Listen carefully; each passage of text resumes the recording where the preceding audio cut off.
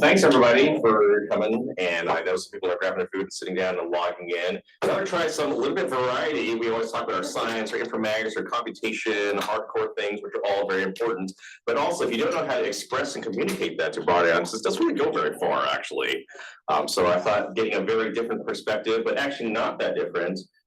Robert Strong, you're gonna hear from David Martinez, who have both worked in and around and sometimes literally for the tech industry, can give us a lot of perspective that I thought would be fun, but also you pay attention. I think it's also very pragmatic things we can learn as well to advance your own careers.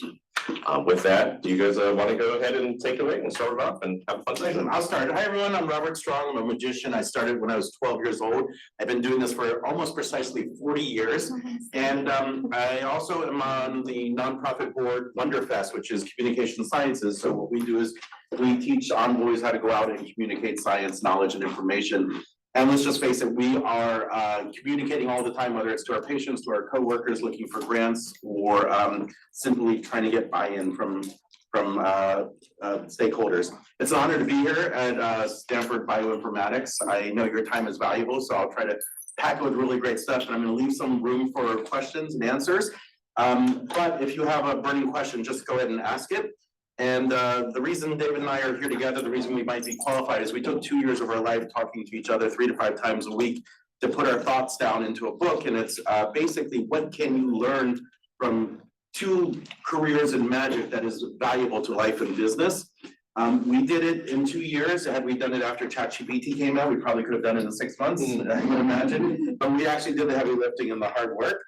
And David was a creative at Apple for 17 years. And during the process of writing this book, he left his full-time job at Apple to go out where there's no security and stability, and he's now a full-time magician. I'll do the first couple of slides. Now, magic is unique. We've got people here that are probably artists and dancers and singers and photographers and write poetry and do all those things. But magic is the only art form that needs or demands an audience. You cannot trick or fool yourself. So magic by design is for others. It's a gift for others, make them look good and feel good, have a great moment. Now there is also a social contract. I say I'm a magician, I do magic, and then I lie to you and I deceive you. So we are the most honest people in the world when we're lying. The other side of that are the con artists, the pickpockets, the people who don't tell you they're a magician and you feel bad afterwards. We are the white hat type of magicians and all that. So magic is for others, designing experiences for others. And what happens, this is the science part that if you want to give me any corrections, this is the neuroscience of awe or amaze and delight or wow. And when I say oh, I don't mean the I mean the ah. You get a hit of dopamine, oxytocin, serotonin, and endorphin in the brain. It's a very fast hit. And what happens is when you get that hit, it actually travels from the center of the little blue spot, which I think is called the locus coeruleus, and please correct me on the pronunciation there. And it gets all flushed throughout the entire brain. And as far as I know, this is the only combination of chemicals, the norepinephrine, that travels throughout the brain. It's very fast acting, and it goes, this is important. I've got to be alert. I've got to pay attention. I've got to remember this. I got to remember it more accurately, and I've got to share it with more people. And come on in, join us. We're just getting started. So one of the ways I imagine is if we're back in prehistoric times and you've never heard of or seen a mango before, if you stumble across a mango tree, you pluck a mango and you decide to take a bite out of it, you get this. Your brain goes, whoa, this is important. I got to remember where I found it, what it looks like, what season it is. I've got to tell other people about it. I've got to find this experience again. And so in magic, we're trying to create these wow moments, these awe moments. Now, I'm going to give you an example of dopamine, oxytocin, serotonin, and endorphins. And I'm going to start with my friend here in the white sweater. Hi, what's your name? Luna. Luna. Say it again. Luna. Luna. L-U-N-A? Yeah. Where are you from originally? I'm from Lebanon. From Lebanon. I've been to Beirut. Beautiful place, okay, yes. I had that wow moment when I was in Beirut and I had the nuts. Yeah. I cannot find nuts that are as fresh and as good and as perfect and as large as there. Luna, my hands are empty. It's not first, my hands are empty. Have we planned or prepared anything before this talk? Have we coordinated? And that's true for everything. I want you to think, well, actually, everyone, just for a moment, uncross your legs. Put your feet flat on the ground, point your toes towards me. Good. Point your nose towards me, take a deep breath. Everybody think of a playing card. Lock it in. I'll start with Luna, then I'll go to someone else. Luna, name a card. There you go. 7 diamonds. You ready? What? So fastest card trick in the world. Did you have 7 diamonds also? That is crazy. There is one card that's upside down the deck. I'll move slowly so you can see there's no sleight of hand, no misdirection, just impossible magic. You said the 7 of diamonds. Yeah. The fastest card trick in the world. Wow. Now, I don't want you to think I got lucky or Luna has a plan, so we'll try again. Let's get someone far over there. You in the black Stanford jacket, what's your name? Aiden, Again? yeah, Spell it. Aydin, Aiden, okay, where are you from originally? Austin, Texas. Austin, Right there. Texas. And what do you do here? I'm an informatics fellow, Everybody's in informatics, yeah? Yeah. Do you have like a specialty in informatics? pediatrics, yeah, Pediatrics, okay, so small informatics. small, Aiden, would you name a different card? Say it out loud. 7 of hearts. Not the diamonds, but 7 of hearts. It's not one card, the 7 of hearts is now the only card upside down. I'll move slowly so you can see there's no sleight of hand, no misdirection, just impossible magic. You said the 7 of Hearts. hearts. That'd be incredible if I got it right twice, but this is the business of incredible, the 7 of hearts. Oh, please be seated. So, what I attempted to do is create a wow moment. And it locks in your brain. Did you all feel it when it happened? There was kind of a literal gasp in the room. And that's something you're gonna remember later. So think about all the Zoom presentations, all the presentations that you're in a day, 10, 12 a day times 5 days a week times 52 weeks a year. How many of them do you remember the person, what they talked about, what they did, and some concept? With this, you could probably guarantee that 6 months from now, you can say, I saw a magician and he did something amazing with a deck of cards. It was a free choice and it was the only card upside down. That's really valuable brain space that you get to take up when you create that wow moment. So we're gonna talk about how to do that in presentations. So giving them wow moments. Can you think of an informatics presentation that you've seen where there was a wow moment? And when I say that, it's the first thing that pops in your mind. There was something extraordinary that really stood out to you. Anyone? Was it, yes, please, share it. Not quite just informatics. There's a nice TED talk by a neuroscientist where she brings up a human brain, pops it open on stage during her 18 minutes. And she's talking about her own stroke that she had and points to the region of the brain where the stroke was. So the wow moment was just don't tell show. So visual, making it real in the moment where you can actually kind of feel it because there's an actual brain up on stage. Any one example that's maybe not necessarily informatics, but a wow moment that some presenter created that stuck with you, that when I say this is the first thing that pops into your mind? I think a week or two ago, we had Julia Adler-Milstein. She runs the informatics division at UCSF now. And she said the most important thing she did was to hire a communications director. It's like, what? You would think it'd be the data scientist, the engineer, the health leaders. So that was actually the most important hire she made.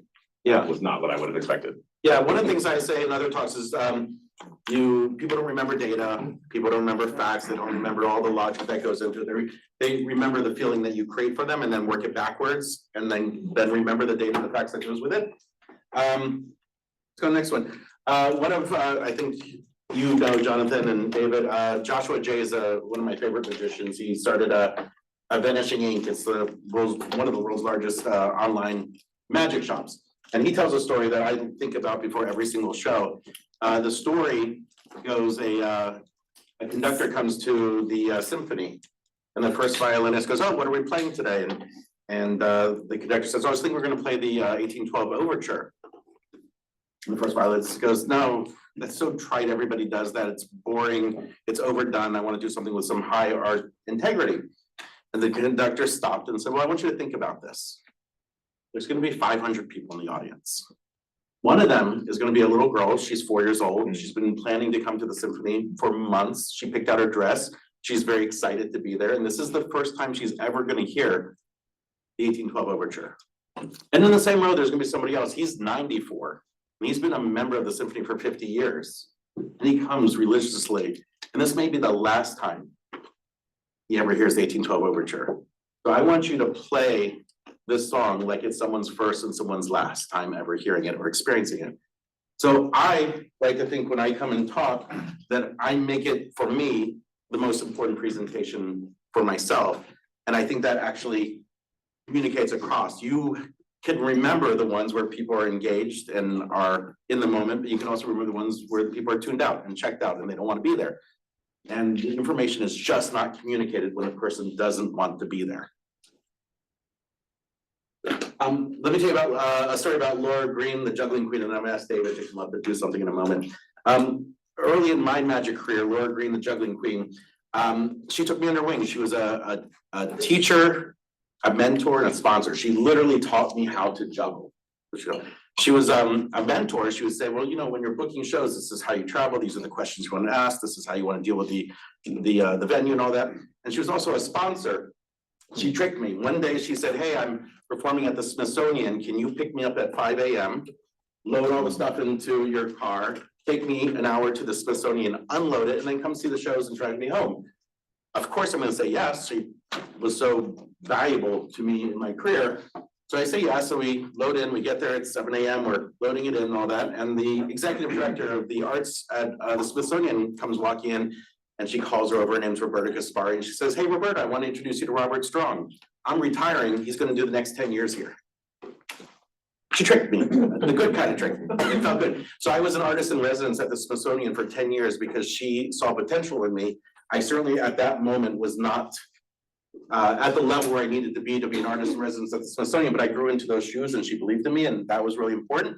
And I want to share a specific piece of advice that she gave me. She says, when you talk to an audience, when you present an audience, when you perform a magic trick, when you juggle, include everyone, engage everyone. I caught myself with Luna. I was going to talk to her, then I remembered, oh, I should engage everyone. Everyone thought of a card. What happened? You all felt invested in the outcome of that.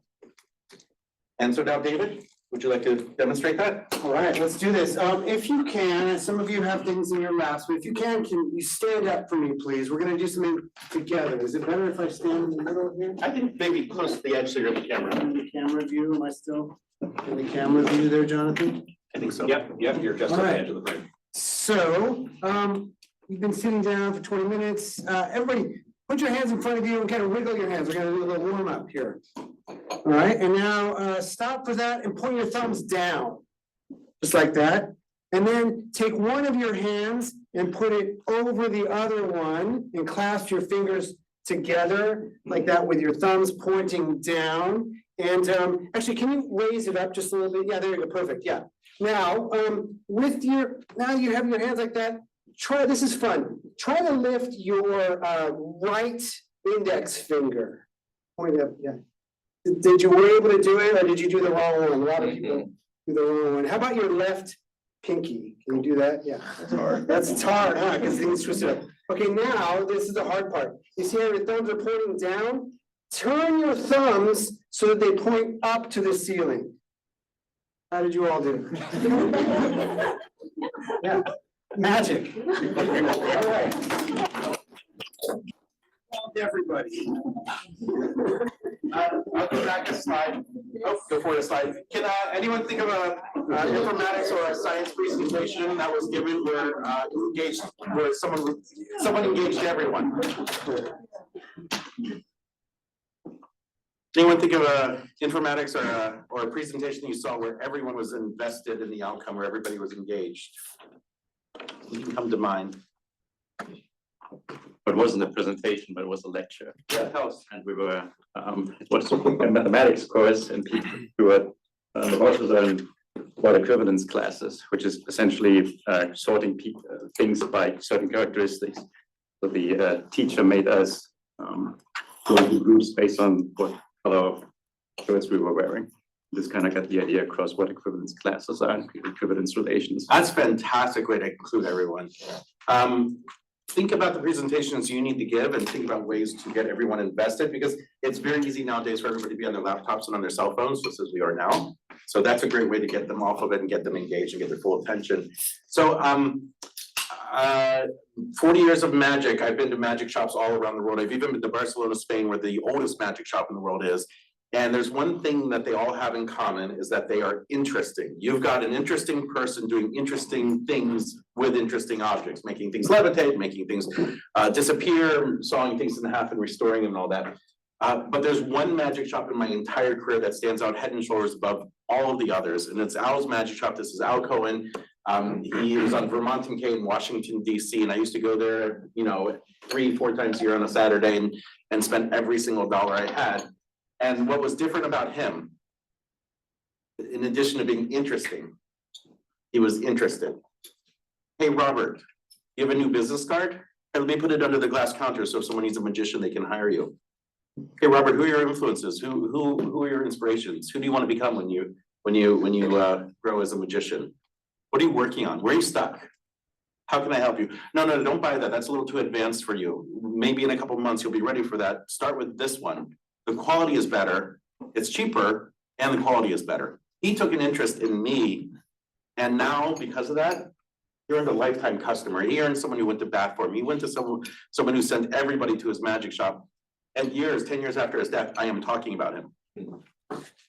Simply flipping the switch and being interested. Now, there's being interested in two ways. There's the theatrical being interested, and then there's this way. I don't know if you noticed, but I talked to some of you beforehand. That felt good, yeah? Yeah, when I say Luna's brain just lights up with all the endorphins and dopamine and adrenaline and all that, because our name is the most important thing to us. If we talk about Lebanon or Beirut, that's something that's familiar. We talk about Stanford and bioinformatics, that's something that's connected to you. So whenever you can, show interest. Now then there's the theatrical interest. There's the lack of interest where I grab a coffee and I quickly sneak a drink when I can and all that. But then there's the showing interest.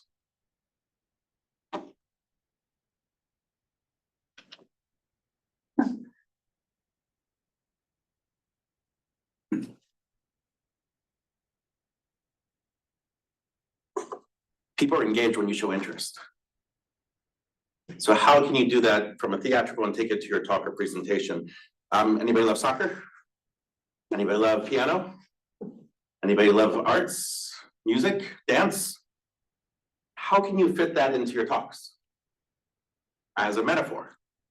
Because when you're truly interested in what you're talking about, people are going to be interested in watching you speak, and they're going to remember it more. So, with that said, I'm gonna do an example of interest. I'll come over here in the middle. It's gonna be hard for everyone to see, but I'll try to hold still so everyone can focus. I've got 1, 2, 3, 4, 5 US $1 bills. Can everybody count with me nice and loud, but this time in Spanish? Wasn't very loud. That's okay. Name a language, any language in the world. Russian, I heard that first. Is that okay? Who said that? Are you from Russia? I don't know Russian. You know what's Russian. Did you have one? Turkish? Yeah. Merhaba. Nasılsın? İyiyim, teşekkür ederim. Excellent. Let's try to name another language. Bemba. Is that Ecto Teen Charpanch? I don't speak Bemba.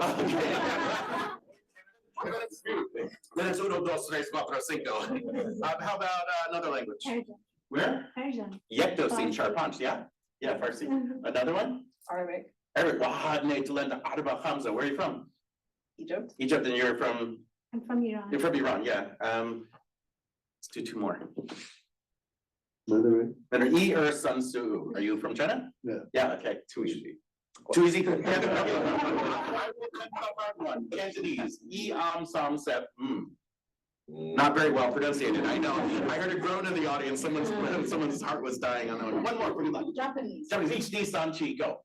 You're not from Japan. Where? Gujarati. Gujarati. That's Ecto Teen Charpantra Onu Ronu Monu Nalu Naja, yeah? That was Hindi, the first one. Yeah, and Ekbeto Teen Charpanch Gujarati? No. Not precise. Can I hear it? Close enough. Ek, be, tron, char, panch. Okay, I was just. Close enough. Close enough, okay. And now, I'll say the magic word now. It's abracadabra. It's originally Arabic. It means I say it and it happens, and you actually see magic happen. They change before your very eyes to 100 times the values. Now I've got 100, 200, 300, 400, 500, both sides. Yeah, that's how Jonathan pays for the lunches. That's how you pays for and yummy lunches. Now the trick was secondary. turning ones to hundreds, that's the trick. But what I did is I looked up from the trick and I looked at the audience and I commented on what I experienced in real time. And so I was in this moment, made it about you, included all of you and showed interest. So can anyone think of a talk where someone was generally interested in you? A lecture, a workshop? Where they cared about your success and the outcome? And if you're coming up blank on this, that makes me a little sad. But now you have the power to do this, that you know that number 4 is be genuinely interested in the people you're talking to and generally interested in what you're talking about. Being interesting is kind of easy. You've got data, you've got facts, you've got slides. But being interested is how you capture and hold their attention.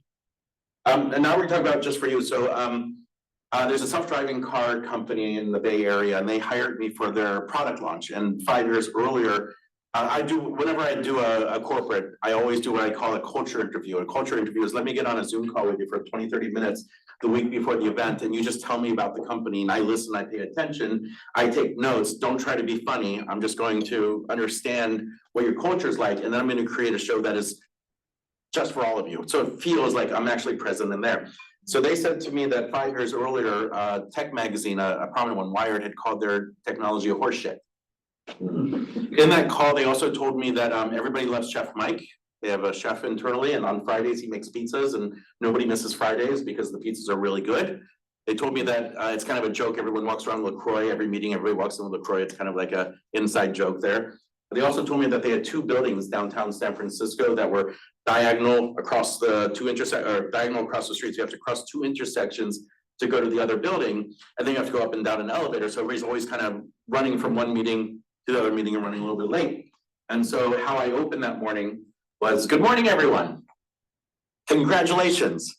You did it. You turned horseshit to horsepower. I understand you would have a pivot because everyone has a pivot. You would have got a new CEO, Chef Mike, and we'd have AI pizzas. Those pizzas are good, am I right? Now, before I start, I've got good news and I've got bad news. The good news is we found the budget to build a sky bridge between the 2 offices. The bad news is we spent it on LaCroix. So now everyone looked up from their presentations and started to pay attention to me because they go, does he work here? Like, this is for us. Yeah, just like when I say Aiden's name, he goes, oh, that's for me. Pay attention. So anytime you can make it for them and make it just for them, that's really helpful. And David, would you like to give a little demo? It's actually going to combine what we talked about today. So all of you work in data in the health field, and we're going to use some of that data to create something together. And all of you are going to take part in this as well. So you can take out your phones, open up your calculators on your phones. Everybody's got a calculator. And let's see. I need someone to come up and, can you help me out? All right, your name is? Jennifer. Jennifer? Jennifer, everybody, woo! It's like the scroll of destiny. You're gonna point to a few people and I'm gonna get some numbers from the people. So go ahead, point to anybody here. Go ahead, point to anybody. Just point, you can just point right here. 1.67. I did not ask for the specific. What is a whole integer? Use for your data sets, like blood pressure would be an example, or some set of numbers, like, I don't know, multiple digits, like maybe 4 or 5 digits. 42 always. 42, okay, in that case, point to somebody else. Everybody type in 42. It's the life, the meaning, was it the meaning of life, isn't that? The hitchhiker's guide. The hitchhiker's guide, right here? 10, okay, everybody do 4210.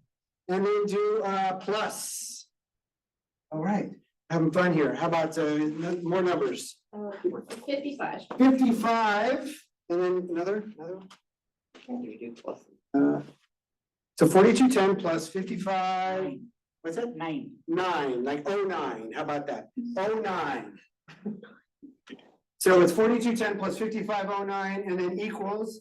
Are we all on the same page? The big number of 9,719. Are we good? Yeah. Okay.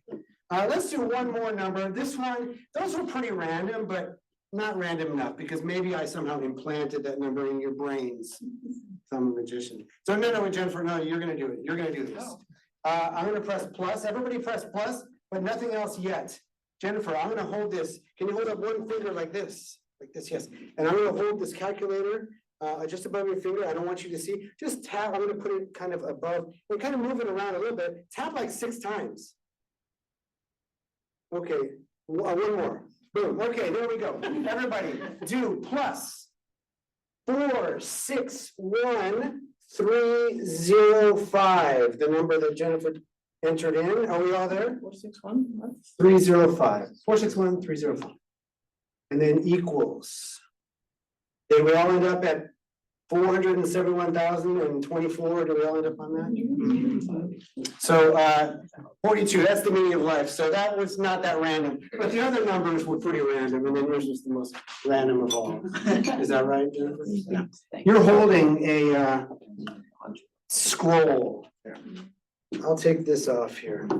It'd be amazing if the scroll you were holding this whole time contains the number all of you came up with. Can you hold the paper? 471,024. It's the same number.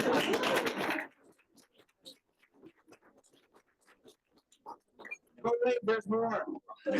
What kind of data did I ask you to come up with? Health-related data, right? Health data?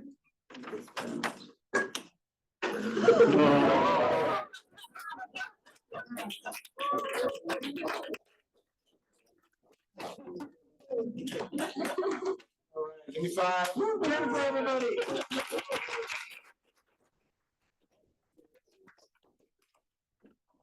So always customized, always personalized. When David turned it over, the number matched. That was amazing. There was a whoa in the audience. But there was a whoa that was 3 times larger when he turned it over and it spelled out health, because that was for you. And you're like, oh, he designed that for me. That was an experience that he took some time out of his life to think about what would be the experience that would be optimized for me.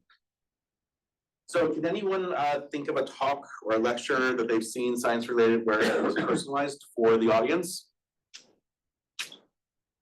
Yes, please.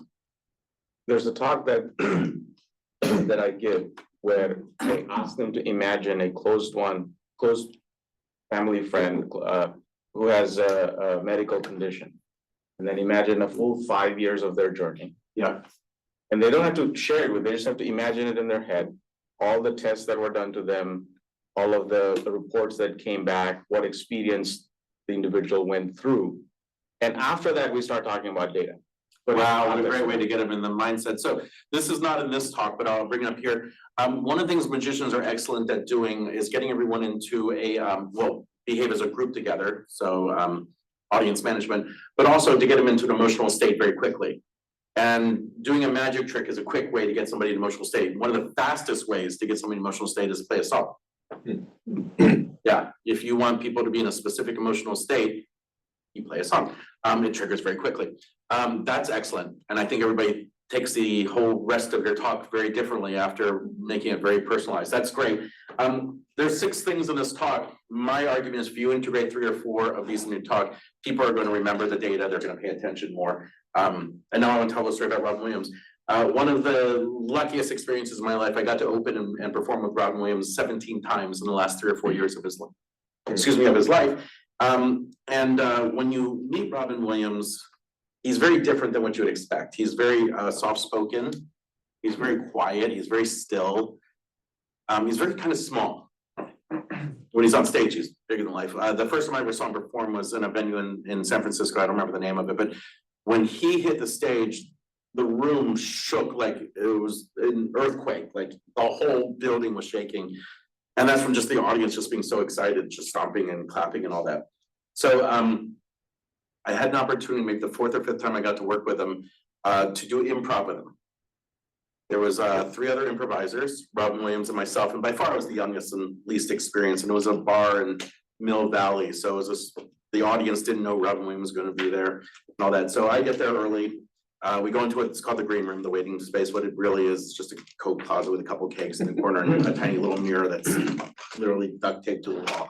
And it's about 5 minutes before showtime, and I say, would everybody like to warm up?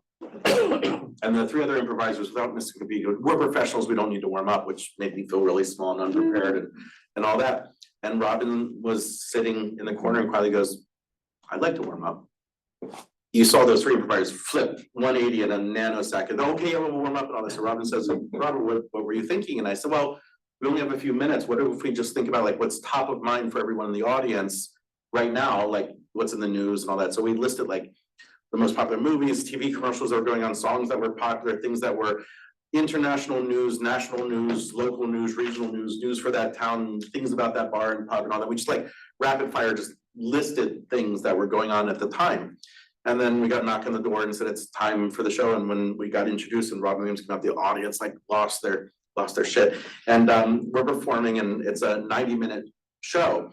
And 80 minutes of performing with Robin Williams, every time somebody listed something that was happening in the world and got a laugh, Robin Williams, whether he was on stage or off, would turn to me, go to me and say, that's yours.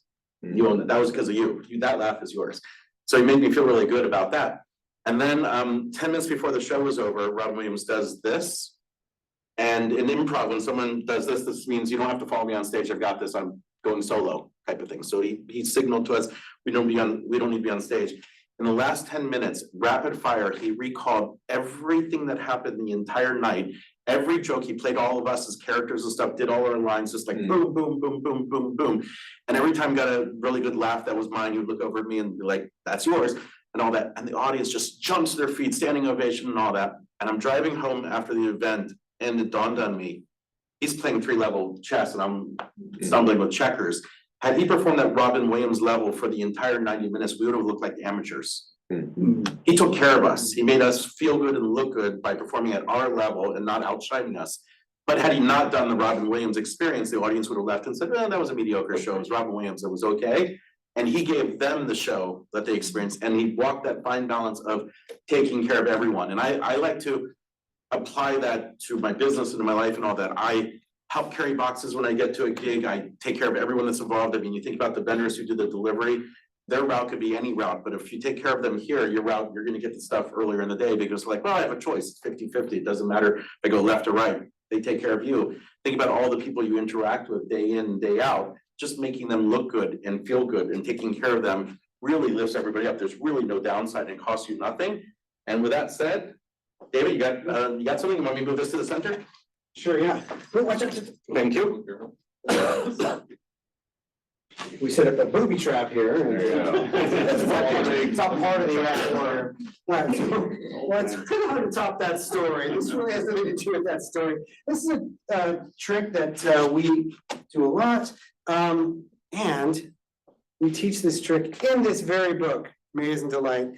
This book has our hard-earned wisdom that we've gained over years, plus 10 magic tricks that you can learn and perform. And I'm gonna perform one of them right now. I need someone else. How about, can you help me out? Your name? Anna, come up here. Anna, everybody. Prediction, I'm gonna put it right there, and we're gonna give you the power for this magic. Yeah, no, you're gonna be good. Have you ever done magic before? With Jonathan. Oh, with Jonathan, okay. How did it turn out? Turned out great. Turned out great, okay. I'm gonna give you the power here, okay? I have a deck of cards. You know, shuffle them up. And then you're gonna do the work. We go through here, I'm gonna see. Wait a minute, hold on. Ooh, that's all part of the show. Were you thinking of the 9 of diamonds? Wait, no, I have to put that in the right spot. Hold on. Okay, perfect. Ala. Can you cut off about around half of the cards and put it right there?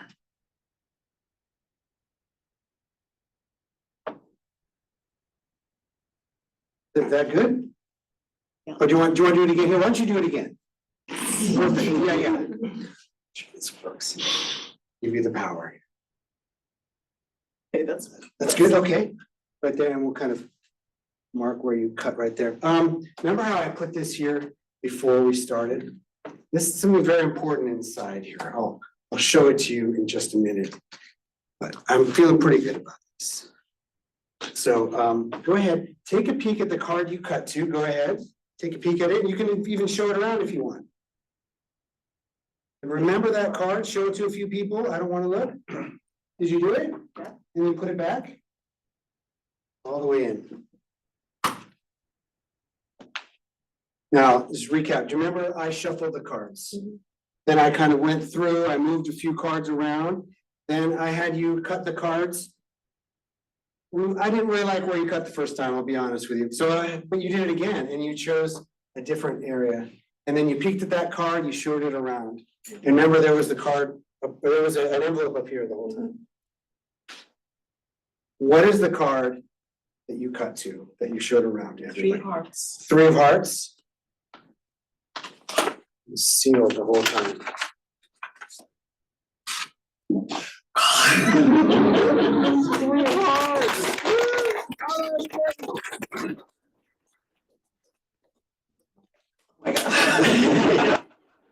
You did great, you did perfect. So magicians have a certain ability to predict the apparently predict the future and apparently control the fate of things. And if we did that and every time someone picked a card or thought of something, they were wrong, that'd be the worst magic show ever. So magic shows are a good example of picking volunteers, having them come up and whatever they choose or think of whatever is right. So it's always making people look good and feel good, kind of like the Robin Williams story. Any examples of any talks or anything where someone took the time to make people look good and feel good? So let me just give you a little thing. I could have presented that a little differently. I could have said, I have predicted the future. I know exactly what you are going to do. Go ahead, do it. Look, you matched what I predicted. But I tried to make it that you did the work and Cut to the you right card. cut to the right card. Engaged them. It's a little different. A lot of magicians will do it either way. It just depends on what your character is. I and Robert too, we prefer to give credit to people helping. When you did the number, also when all of you did the numbers, similar situation. Okay. Yeah, it's the same trick more or less, but the story is just a little different and it's flipped on, making others look good and feel good. Let's we got some more, but questions about what you've seen, questions about magic and the intersection of magic and giving presentations in general. And another thing is there anything that's just stuck with you? Because I'm trying to figure out over time what the next book is gonna be. So if there's something where you're like, oh, this is something I'm gonna remember and I'm gonna share and I'm gonna use for the rest of my life, share that also. So any questions? Because yes. So which of these tricks or other combinations are most effective for a polarized audience? That's a really good question. Let me think about that. So, one of the things I do when I what you would call a polarized audience is do some common ground uniting type of thing. So, if you ask everyone to open up their wallet and take out the biggest bill they have and put it on the table, no one's going to want to do that. But if I say something small, like, okay, everyone, put your cell phones down for a second, look up here. Let's make it bigger. Everybody uncross your legs, put your feet flat on the ground, point your toes towards me, uncross your arms, put your hands on your knees. Everybody take a deep breath together. I want everyone to think of something and all that type of stuff. Now everyone take your hand, show me your hand, place it on the hand that has your wallet or your cash where you keep it. Good. Think about what the biggest bill it is. Take that out, put it on the table. I've done a growing sequence of things where you can get them to say yes to, so it's a yes and sequence. Type of thing. Do you have anything and anybody else have anything? That's a good question. Everyone just isolate that principle as I think it's an improv principle, that yes and, which I would maybe worth underlying, especially as scientists. It's like, no, you're wrong, but let me tell you what it really is. That's just instinctively how we're trained as scientists. That's actually terrible for human communication. I would agree with that. You have something probably talk about applied improv? Okay, so when people think of improv, it's such a dirty, awful word. People clinch up and go no way and they shut down and they don't want to have anything to do with it. So I'm gonna try to redefine it for everyone here. There's 2 types of improv. There's theater improv, where you're supposed to create theater, you're supposed to be funny, you're supposed to be fast on your feet, and you're supposed to get a laugh or create theater. That's when I refer to improv, I'm thinking of applied improv. So it's making your partner look good. It's being in the moment, trusting your instinct, taking risks and learning from the fails, It's yes anding and building up ideas as opposed to collapsing down ideas, creating like a creative snowball. Where instead of everybody, you just keep breaking down other people's snowballs, you build on top of it and you make something out of it. So applied improv is how do you connect with people basically? How do you connect with the moment? How do you connect in the space? How do you read the room, read the moment, read the person? So I highly recommend applied improv. It's very valuable for being part of a community, whether it's family or work. I do have like a little story, Yeah. so, I mentioned I was at Apple for 17 years in different roles at Apple. And, about midway through my career there, Apple launched what they called Apple University. They actually recruited some professors from Stanford to be part of the faculty there. And then we give talks, the most important one that everybody had to take when they joined was called What Makes Apple Apple. And it was a really good history of Apple and how Apple is different. They really wanted to ingrain why you should be proud to work there. And I guess lucky too, but I remember the quality of the presenters was vast. Even though they were a lot of them were former professors and whatnot. There's one guy who, you know how some presenters will ask a question and they just want one particular answer, but they start going in, they're fishing for answers, but they really just want one answer, but they want you to say it. I remember specifically him asking whatever question, and then I suggested an answer and he goes, no. What the hell? Like, my best. I didn't talk for the rest of I shut down for the whole rest because I was just mad at that guy. Whereas other ones will say, yes, that's a good answer. Any other answers? Any others? Yes, that was a total, or maybe they'll repeat the answer. Yeah, that's a great point. Any other thoughts? And then it's just yes and. Yeah, that's all he had to say. It shuts people down. Yeah, I swear, this was over 10 years ago. Probably, the line that you always said earlier, people will forget what you said, but they'll always remember how you made them feel. That's my Angela, just so I don't take Yeah, credit. it's Maya Angelou. That's not mine. Maya Angelou who said that. She's just more of that quote. Well, But he also that- didn't forget it. yeah, I guess that's true. They'll never forget how you made them feel. He made me feel like I was small. So yeah, I didn't forget him, but in a negative way. Yeah, I'll never forget how he made me feel. He made me feel. So I don't remember the question. I remembered his name. I know who he is. At Apple, I'm pretty sure he was a VP. Anyway, yeah. So when you're giving presentations, yes. Whatever people say, yes, that's a great point, and then go to the next one. That's really. Yeah, if it's really off, if it's really off, I'll say interesting. Yeah. Yes, that is one idea. I think I threw too much out there on the Q&A. First, let's go with any questions. Any questions in general about magic or this presentation? What do you think can be applied to our presentations? What can be applied to your presentations? Yeah, I mean, like, the magic, how can we transfer to our presentations? So, yeah, these are the 6 points that I'm gonna get to. We'll jump ahead a little. So giving people wow moments so they remember your presentation. So get in their perspective, their point of view, think about what they want and what they're there for, what would give them value, and over deliver on that and give them a moment where they just go, that's unforgettable. For you, when you start, just get in your zone. If you meditate or if you just, just jump up and down a little bit before you enter the stage or the arena, or whatever, just make it important to you. Because that people sense that. Be genuinely interested in what you're talking about. And always personalize so that the people feel that it's for them. And make others look good and feel good. Now, I've got 50 other things that I'm not putting in this talk, but these are the 6 that I chose to put in this talk. Did that answer your question? Yeah, I was more interested about the practical side, actually. Like an actual trick. Yeah, yeah. So, now that you mentioned that, the trick where, she cut to, what was it, Ala? Yeah. Ala cut to the right card, it's in our book, it's only $10, we've got 12.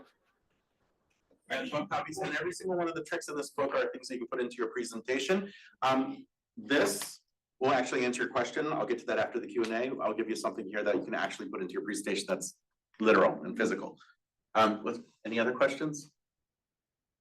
But it's a slightly different for David, because you worked at Apple for years, not to be a magician or a performer or a speaker, and tell us like, what was your job there? Because also many people are trainees or graduate stock, and eventually they got to decide, are they gonna be a faculty, are they gonna work for industry, are they gonna do something, are they work in medical school?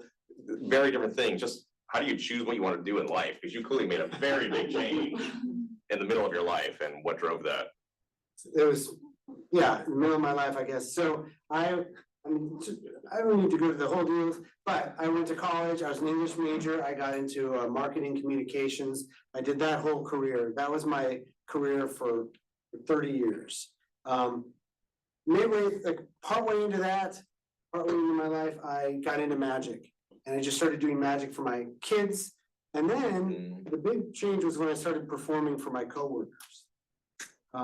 At team meetings, or just like one-on-one, like in the office. Then at team meetings, is that what you do? Yeah. Jonathan's asking for a friend. Some people might want to know. But what that did was, first off, it gave me performing confidence. Gave me confidence to stand in front of a group. I was a pretty shy, introverted person. I still am, I guess. So that gave me confidence. And it also gave me kind of a name. Maybe it's the same with you. Are you Dr. Magician? Yeah. So I got a nickname. They call me the Dazzler. It wasn't Dazzler. It was the Dazzler. And then showed me to Daz. And then people would join and they would hear me referred to as Daz. So let Daz take a look at it. I was a writer. Let Daz take a look at it. And then they thought that was just my name or my nickname. Daz, David Martinez. So they thought maybe it was DA and then the Z. But that had nothing to do with it. So people got to know me as Daz. They didn't even know I did magic. Then I did magic, performed for the big, for giant departmental meetings, like probably 10 times the number of, well, not 10 times, like probably like 500 people at one point.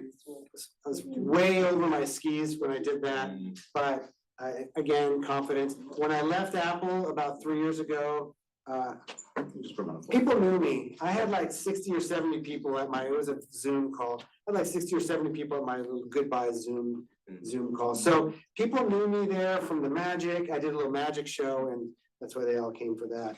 And I don't know if that answered your question, but that's my little But you didn't set out to like, No. I'm gonna change careers, like, it was just something you're No. doing, so Yeah. that's a huge leap of faith to like. Leave I assume a pretty Yeah, well it's paying a job pretty with well-paying health job. insurance and all of the above, and. Yeah.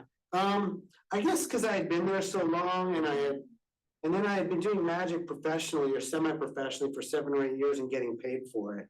And then Robert and I worked together and he gave me confidence to do it as well. So how much can I make? I talked to a financial planner. I'll be honest, there were some nuts and bolts things. To get my spouse on board and we had kids in high school and whatnot. We just had to look at the numbers and so that helped out too. But it's been really good. I do magic for Apple, Google, Salesforce. Now I can put Stanford on the website, Stanford Medical, or what would I do? Stanford Center for Biomedical Advanced Research, although that name I'm is. just gonna go with Stanford. Just go with the shortest, biggest name. Stanford. Take his sweatshirt, the logo right there. So now, anyway, so I don't know if that, but so why did I do it? Because I've been doing, 30 years in a career, varied roles, 17 at Apple. I'd had different roles there. I felt it was time, and also, I don't know, after the pandemic, or it was actually during the pandemic, I realized nobody's guaranteed anything. And if I just wait, I'm not gonna have a chance to do it again, if I'm 60 or whatever. So that's why, I'm in my 50s now, but, so that was the whole reason. If that answers the So David and I are gonna teach 3 magic tricks that you can actually put into a presentation. If you do any of these three, people are gonna remember your presentation. If you try any of these three and it fails, people are still gonna remember you. And I mean, if you fail good naturedly, they're gonna remember you in a positive way because you made an effort. It's like trying to pick out the perfect gift for somebody, even if you don't get it right, it's like, wow, like they're making an effort, they care, they're paying attention. So at the end, we've got 12 of these books there, you can Venmo us, it's $10 each, that's less than what it is on Amazon. We'd love a review if you get a book. There's 10 plus tricks in here that you can do in presentations. And one of the things I'm trying to collect is like, if there's one thing that you're like, I'm gonna remember that one thing that you're gonna apply, just mention on the way out. I'm keeping track because I'm thinking about what the next step for me is. I'll teach the first trick. Everybody grab one of the 2 rubber bands you have. I'm gonna do it first and I'm gonna teach everyone. Look up here, look up here, look up here. Good. I take this rubber band and I break it. Yeah, and then I put it back together again.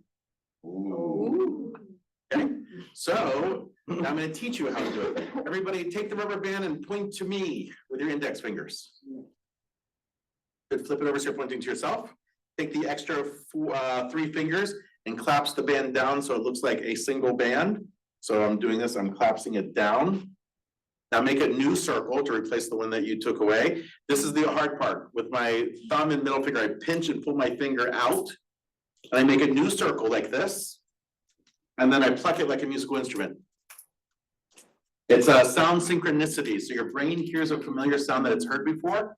And it creates a false memory that's not real. It goes, oh, I know that sound. That's the sound of a broken rubber band. So your eyes don't see it, but your brain records you breaking a rubber band. So it's a false memory, basically. Point to me with your index fingers, point to yourself. Take your 3 fingers, collapse it down, make a new circle, sneak out your index finger. So you have a nub here, you got to pinch with your thumb, and then you pluck it. And then the putting back together is you just pretend like you're putting it back together. I make an okay sign and I drop it on the thumb of the okay sign so that it's restored. That's the first of 3 magic tricks. David, would you like to do the second? Right. Okay. You want me to hear the gets That one's a little more advanced than this one, okay. You perform it first? Yeah, I'll perform it first. The rubber band goes on my 2 fingers. Look, the rubber band is real.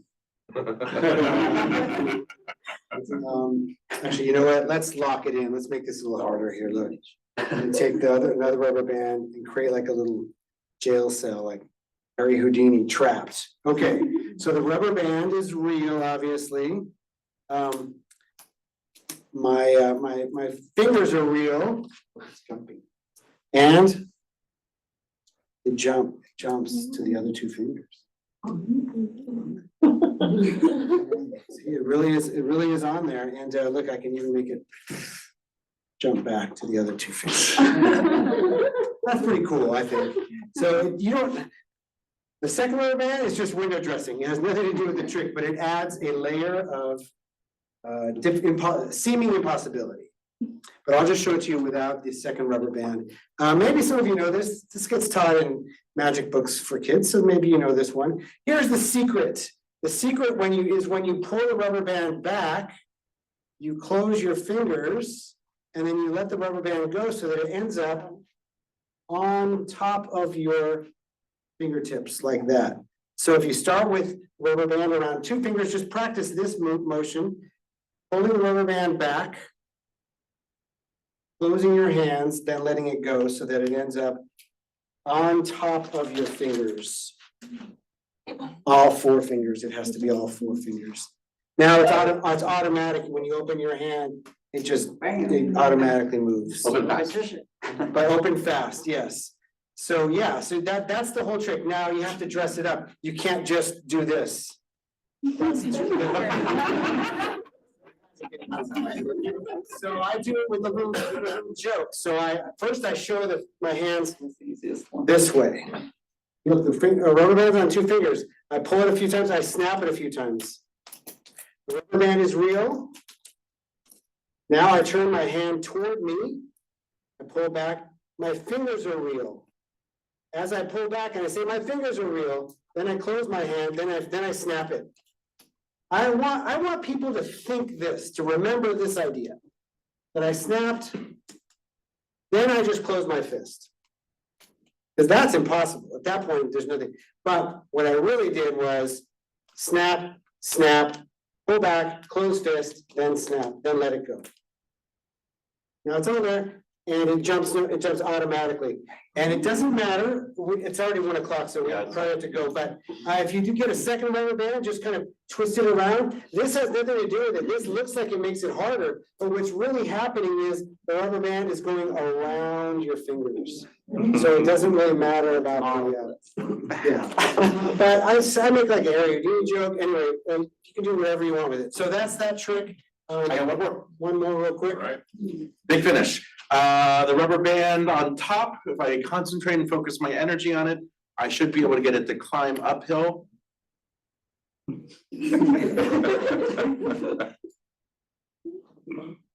Defying gravity, look, it's wicked. That, and here's how I do it. Everybody take the first of 2 rubber bands, find the 1/4 mark, pinch it with your thumb and index finger, pinch it tight, hide the 3/4 in your fist. Take the other rubber band, place it on the nub. Keep pinching, take the little nubby part, stretch it 4 times longer, hiding this part in the fist. Now you want about a 15-degree angle, 30 is too much, 0 is too little, 5 is too little, like a 15-20-degree angle. And what's hidden in the fist, you slowly release the brake, allowing it into the wild. And it creates the illusion that it's climbing, you're just allowing it to be released. So you all have 3 magic tricks that you can practice, put these rubber bands on your wrist, show people, promise me you'll show a couple people. The first time you do it, you're gonna be concentrating on the trick. The second time you're doing, you're gonna be concentrating on what you're saying. The third time you're doing it, look up and watch their reactions and enjoy that, because you're going to get the empathetic dopamine, serotonin, endorphins, and all those things, because when you do for others, it feels good for you. It lowers your heart rate, it lowers your stress, it helps you sleep better and all that. So if you all can create one little magical moment for a random person a day, you'll make their day and your own. I'm Robert Strong. David Martinez. And do tell me.